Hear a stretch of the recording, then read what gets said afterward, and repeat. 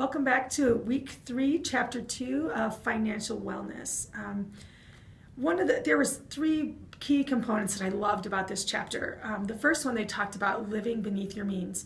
I really can appreciate this. It's kind of a challenge to get going at first, but all of a sudden, as you're looking at your budget and you're trying to save, you start to look at things a little differently, and you're like, do I really need that?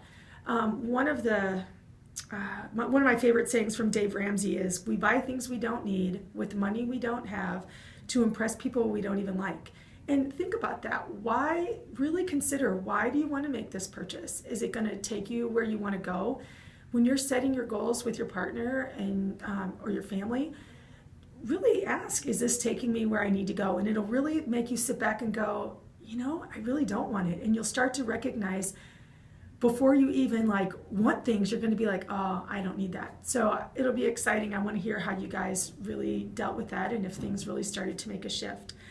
The second concept that I really loved was paying yourself first.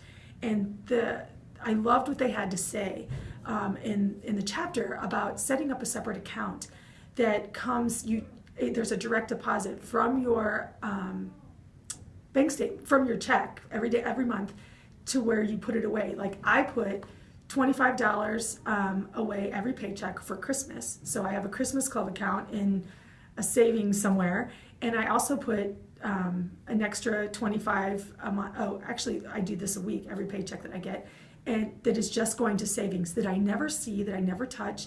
I know in the back of my mind that it's there, but it's not as easily accessed as my regular bank. I can't just transfer money back and forth. It's kind of in a separate bank, in a separate place. And I don't really touch that unless I really need it. So it's kind of a nice little cushion that I don't ever see, so I don't ever think about it. The last one is an emergency fund. And I totally encourage you guys to get an emergency fund. Now, in the book, they talk about getting 3 to 6 months of your salary.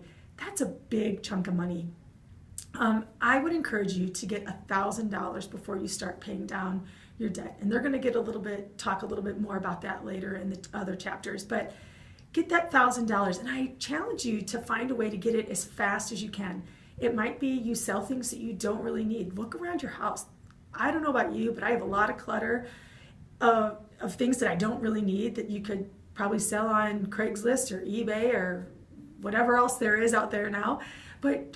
Or get a second job, anything to get that money in quick so you feel like you have an accomplishment.